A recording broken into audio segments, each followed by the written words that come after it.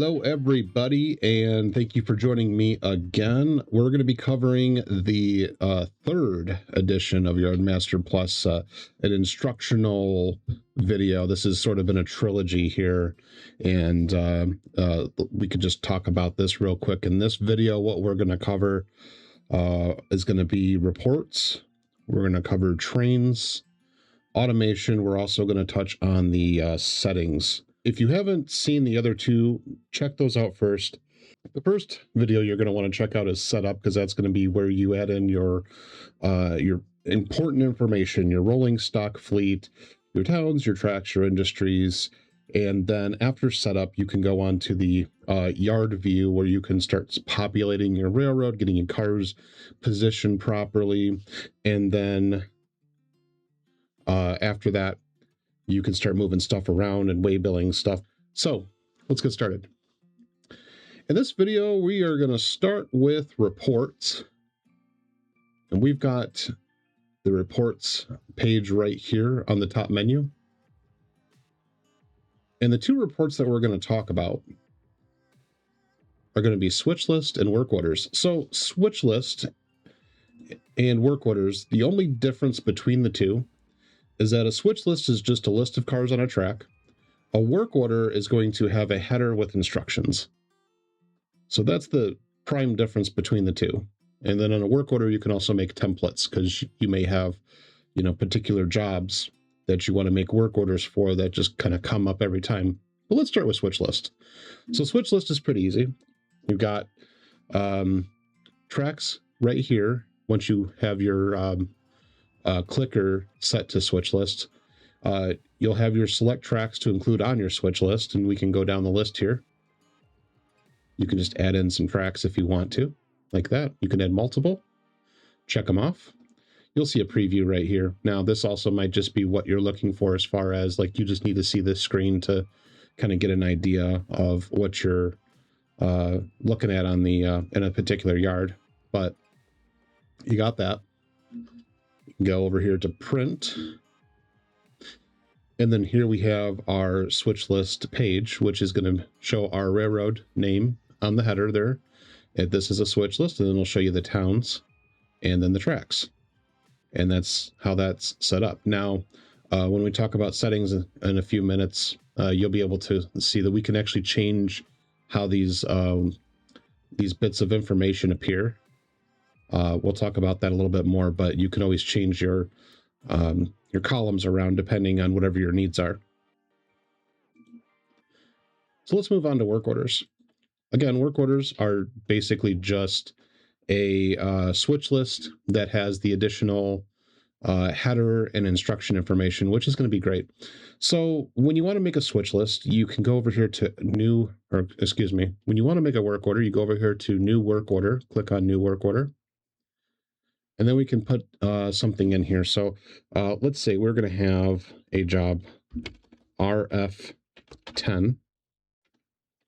It's a northbound road freight. Even road freight trains are going to have instructions sometimes. You can have an engineer and conductor. I'm not going to have an engineer or conductor listed quite yet, because I'm going to make a template out of this, because I want to reuse this later on for other operating sessions. The on-duty town, that's where this train is going to originate at, is going to be Bryson. And then we can go ahead and save this as a template if this is how we want this to look to start. So up here in the upper right corner, you have Save as Template.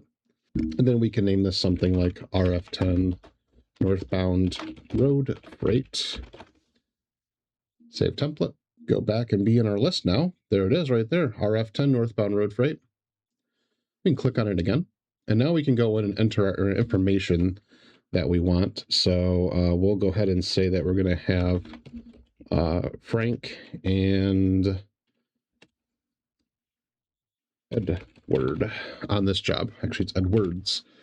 And then we can put in the work instructions. This is what you're going to, it's a free form. You put whatever you want here. You can include it, or you don't have to have anything here if you don't want, but it would be helpful for your guest operators when they come over, if they're not familiar with how a job works, to have just a little something here that you can enter in, and you can save this part in your template as well.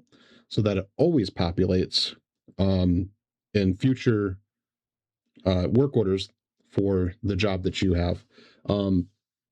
So this one we're going to say here, let's see, pick up BY6 track, depart north, let's say, depart north. 3, stop at Gila. 4 is pick up, say, let's say set out first. So set out Gila cars to EY1. 5 is to pick up EY3 track. We'll say pick up all cars on the EY3 track. And then we can go ahead and add our tracks that we need to work with here. So we know we're going to be working with BY6. And we also need to make a pickup on EY3 track that's in ELA. So we'll find EY3. It's right here. So we're going to have 2 tracks that we're working with. And because we're setting out to EY1, we'll add that track in there. I don't think there's any cars on that track, but if there are, then we'll be good. Now, if you wanted to, you could select all tracks here. If you wanted to do that, there's an option for that, but we're not going to do that in this case. Just depending on the size of your railroad, you may have, you want to show every track on the railroad. Maybe you don't have that many tracks to begin with. That's a way to do it.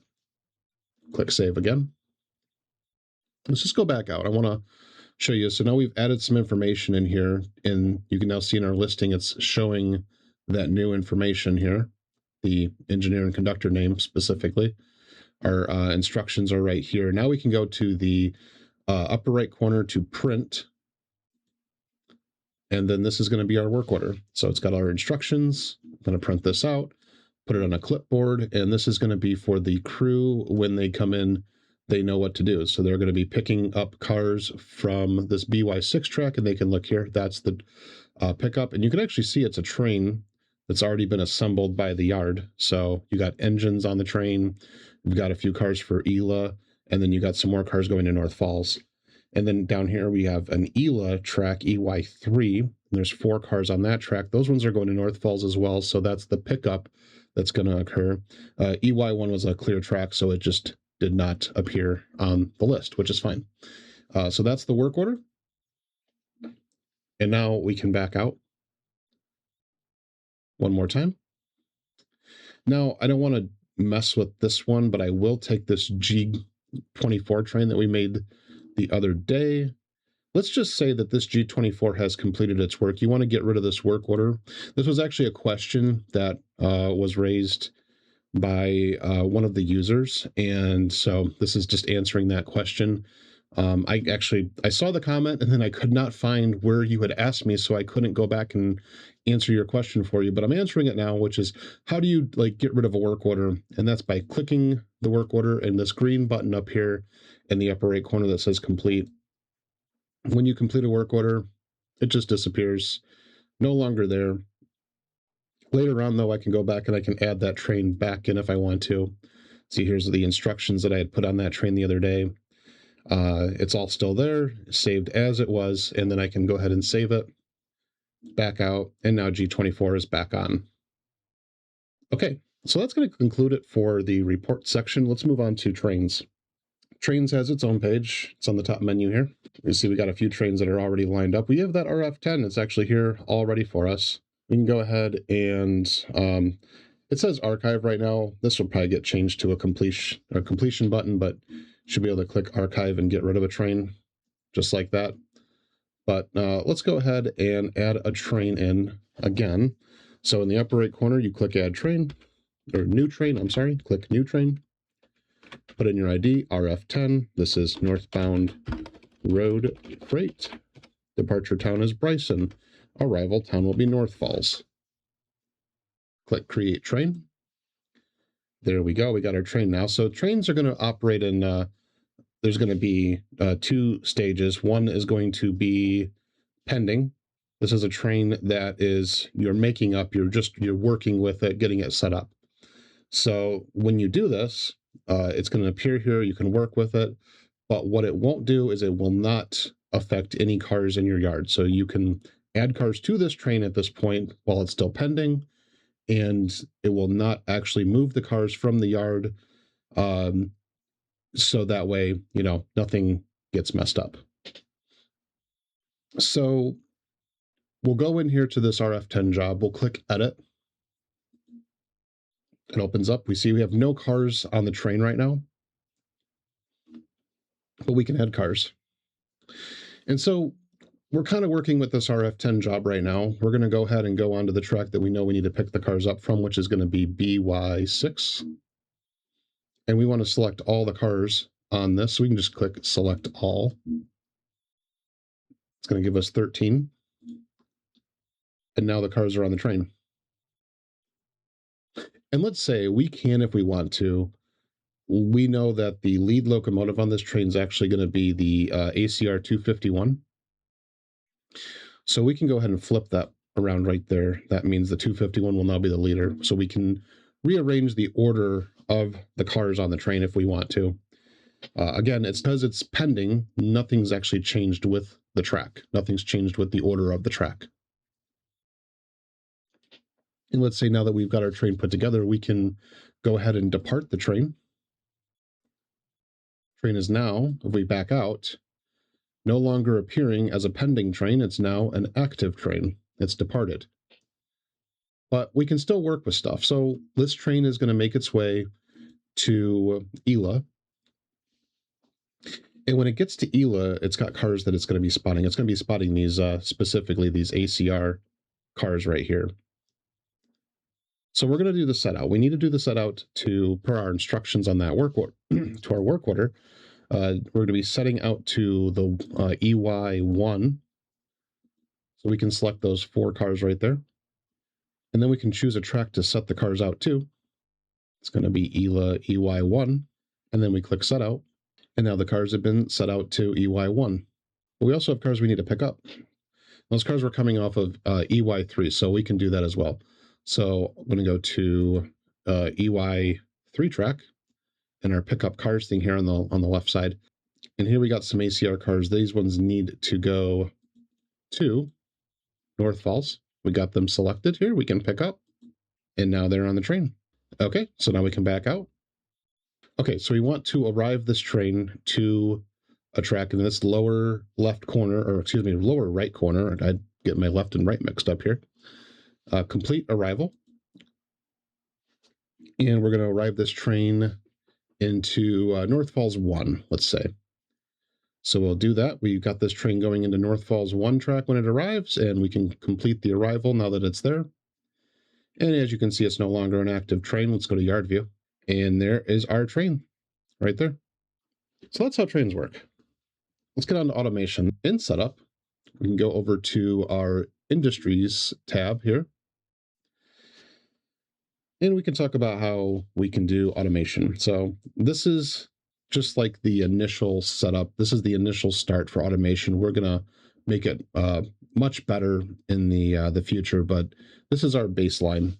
Let's see. We're going to go to the steel mill right here. We'll click edit.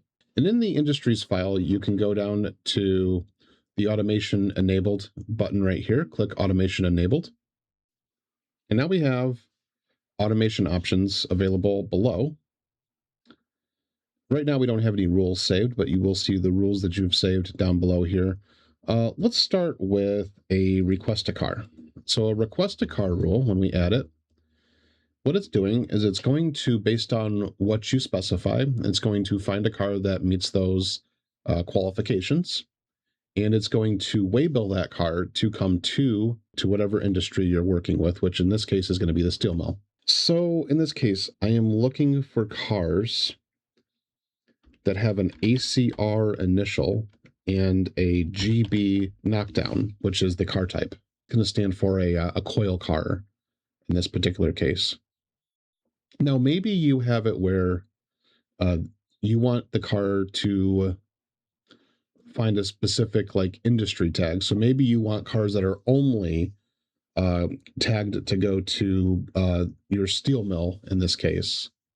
You can always use that as an option. And then we can select how many cars we want this to affect.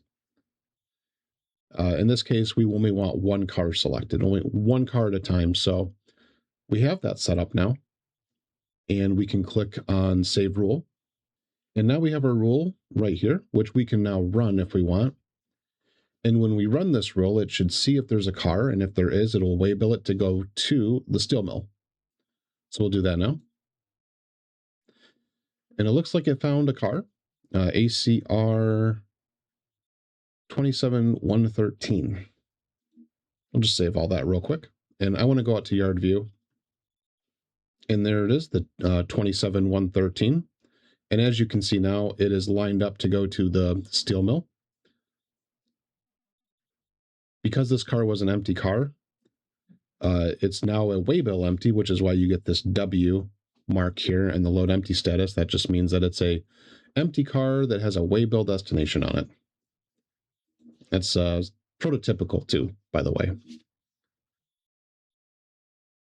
So let's add an unload a car rule. We're going to click add rule. Auto unload is the option we want. And then we're going to have it where we have cars to affect right here, which we want one car to affect on this, but we could add more if we wanted to. Click Save Rule. What the auto unload is going to do is it's going to find a loaded car that's on your industry track, whatever one that is, and it's going to unload the car. It's going to remove the waybill, turn it back into an empty. Okay, so now we have our auto unload set up, and now we can go ahead and run that rule. And it found one car, and it unloaded it at the steel mill. A future option for this auto unload is going to be able to select specific cars to unload. That's the next step here, which I'll have within a day or two. So auto unload will become just a little bit more selective as far as that goes. All right, so we'll move on to the last one, which is load a car. So load a car is going to waybill a car that is currently on your industry track. The car is going to be empty, and essentially what you're going to do is tell it what cars to find on what tracks and what commodity to apply to it, and then what destinations are you looking to send that car to. So for this, we're in the steel mill again, and we have our serving track. So let's go ahead and select our serving track, which is going to be the steel mill. But if you have multiple serving tracks, those will pop up as well, and you can check off as many as you want, because you may have an industry that has, one track dedicated to like tank car chemicals and another track that's doing hopper cars. You have car type right here. This is what kind of car type is it going to affect, and in this case, it's going to be a GB car. That's going to be the coil cars. We want the commodity to be steel coils, in plural, and destinations. So we can pick how many destinations. You can pick all of them if you want, but you can pick destinations for these cars to go to. In this case, steel coils are going to go to the Conrail interchange.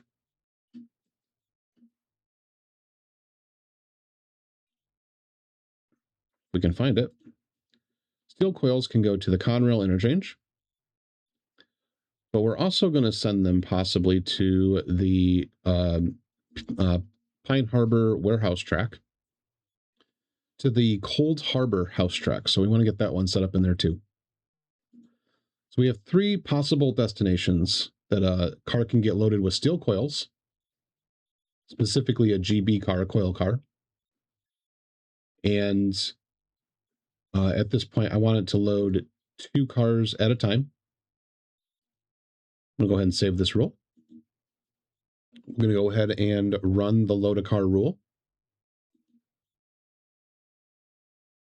And it found 2 cars. Out of the 10 available, got the 106 and the 107 car. Go back.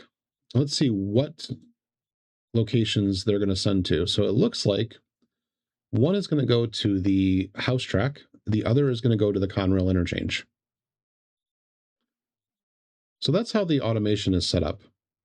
If you have suggestions with this, please let me know. We're going to work on making it a little bit more robust. But there's one more thing in the automation that I want to talk about, which is that if we go back,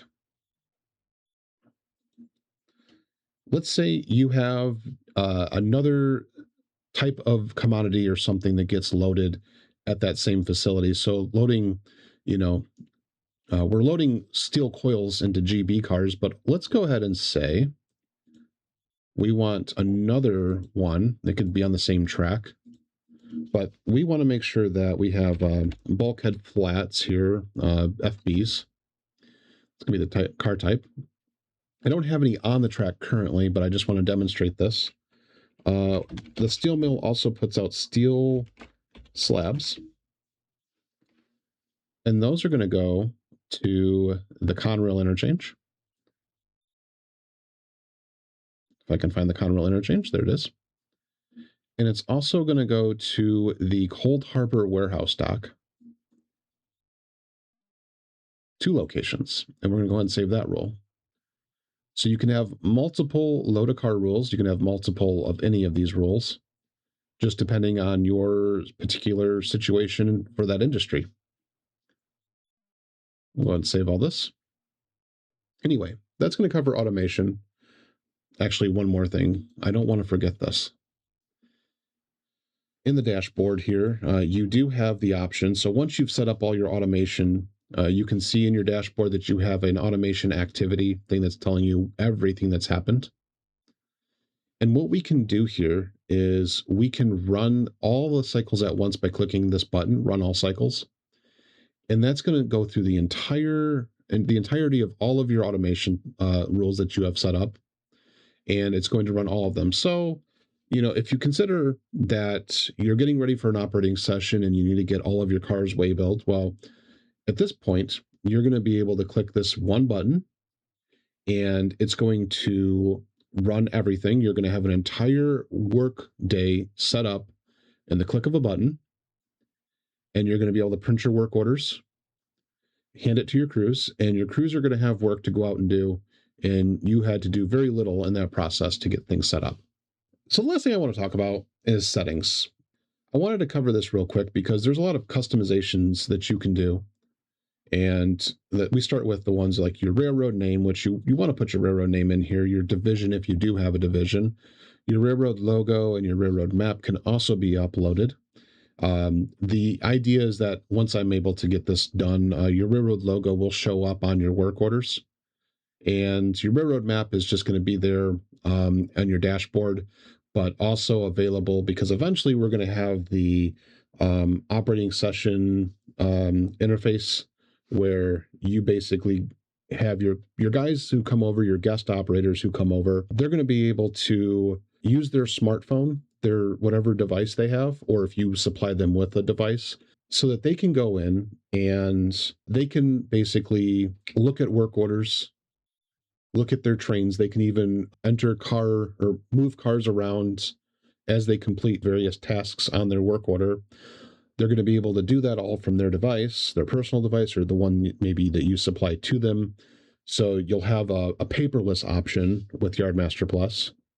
And one of those options may be, have railroad map so that they can see the map of the railroad and kind of understand where things are at.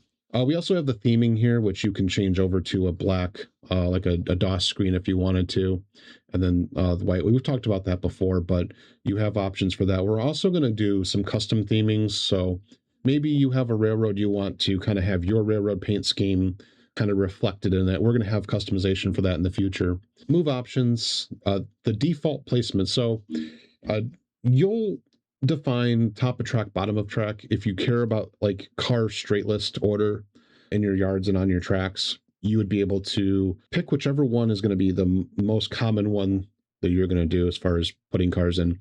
It's usually based on like your biggest yard on your layout, whichever the top of the track or the bottom of the track, whichever way those cars are falling in the majority of the time, you can have that set so that's where you're not having to constantly change it. This one right here, though, I think is going to be very helpful for a lot of you, which is your track detail and reports column. So your column display is by default going to show your car initial number, your knockdown, your load empty, status, the commodity in the car, and then the destination, industry, town, track, and then switch instructions. But you're also going to have options if you want for the car description. So maybe you don't want like a box car, for instance, would be like B or A, like just a short 1 or 2 letter code. Maybe instead you just want to say boxcar or 50-foot boxcar. You can use car description for that, and you can make car description let's say you want car description to be in place of the knockdown so that people can say, oh, that's a boxcar, that's a tank car. You can do that. There's also for small scales like Z scale, maybe even N scale, where the car initial number is just too hard to see. And if that's the case, you could just completely disable that. And with car description, you could put in yellow UP boxcar or green BN boxcar or hopper car or something like that, and then set that up in there. And then you have basically a description of the car that is what is showing for like the in place of the initial and number. So that's an option too, depending on your needs. Again, the load empty status, I'm sure you're going to want to see if it's a load or an empty. Commodity is going to tell you what's in the car. That's pretty important. Destination industry. We have 2 options here, destination industry and destination industry full. And basically what that is when you're in your setup and you're putting your industry names in, you're going to have an option for a short and a full name. And the short name is, my recommendation is to use like a 6-character code and keep everything uniform. It looks nice when you're putting on your switch list. It's also pretty prototypical. Most railroads like to use like a 6-letter code to abbreviate that location, that industry, whatever. But if you don't want that and you would just rather see the name of the industry, you can do that too. And you just change that right here where you can disable in dest industry and put in place destination industry full. Same with town. You can have a town by its short code, which would be like I recommend a 3-character code for your town. Like I have Bryson as BRY, or the name in full, the town name in full. You can do that as well. Same with track. And then your switch instructions, that's going to be something you'll probably want to keep up there, but you could get rid of it if you wanted to. And then route instructions, if you like to have a route instruction, you can put that in there as well. You can choose how many records you want to display and retain on every car. It goes up to 40 records. And then your dashboard boxes. This is just how you can customize your dashboard to look. We're going to have more options on the dashboard in the future, so that's why you'll be able to hide things you don't need and show things that you do need. And whatever you change in here, please make sure you click Save Settings. Otherwise, it won't do anything. So that's going to wrap it up for this video. If you have questions, comments, please, or even recommendations, please leave them in the comment section and I will get back to you as soon as possible. And I thank you guys for watching, and I really, really, again, appreciate everything, but I really want to just take one more moment here just to say, for the users that have started working with Yardmaster Plus, we now have a bunch, and they are in there with the system every day. They're putting their railroads in, they're getting things set up. I've looked at a couple railroads and they look amazing so far. But I'm getting so many great, such great feedback from these guys. And so I want to thank them personally. They were very, very helpful. And I'm looking forward to continuing to work with you guys and to, welcome new guests. We had 5 new people join Yardmaster Plus just last night alone. So if you guys are interested, please check out the link in the description and come on over to sign up for Yardmaster Plus. It is free. There's a starter plan so that you can go in there. No credit card required. Just log in and you can start making your railroad. And if you want the additional features, you can always upgrade to our operator plan. There is a coupon code that will display here at the end of this video. Take advantage of that. It will not last long. And until next time, thank you very much and have a great day.